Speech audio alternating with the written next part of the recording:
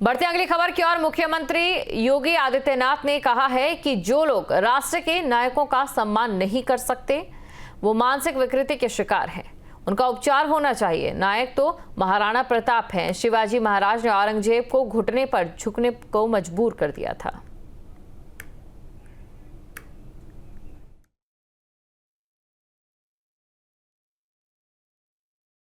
जब अकबर का सेनापति पूछता है, ये समझ में नहीं आ रहा है क्या किया जाना चाहिए, तो उसका सेनापति कहता है अपने सैनिकों से, काटो, दोनों ओर से मरने वाले तो ये सब हिंदू ही हैं, इसलिए इसकी चिंता मत करो, जो भी कटता उसको काटते जाओ। ये उनकी मानसिकता थी भारत के प्रति।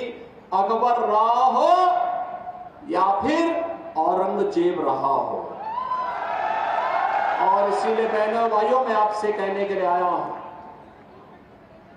राष्ट्र नायक की श्रेणी में भारत माता के वही सपूत हैं जिनका पूरा जीवन भारत माता के लिए समर्पित था, स्वदेश और स्वधर्म के लिए जिन्होंने अपना जीवन समर्पित किया, जिन्होंने घास की रोटी खानी मंजूर की, लेकिन विधर्मियों के सामने झुकना कभी मंजूर नहीं किया। उन राष्ट्र नायकों में महाराणा प्रताप का नाम आता है। स्वतंत्र भारत में इन राष्ट्र नायकों का आदर्श हम सबकी एक प्रेरणा है और वही प्रेरणा के बल पर हम लोग कुछ कर पाते हैं। और इसीलिए हम कहना चाहते हैं बहनों और भाइयों, इन राष्ट्र नायकों का सम्मान हर हाल में होना चाहिए। जो लोग इन राष्ट्र नायकों को सम्मान नहीं दे सकते वे किसी मानसिक विकृति के शिकार हैं और उनके उपचार की आवश्यकता है। उनको व्यापक उपचार की आवश्यकता है कि नायक तो महाराणा है, महाराणा, अकबर नायक नहीं हो सकता।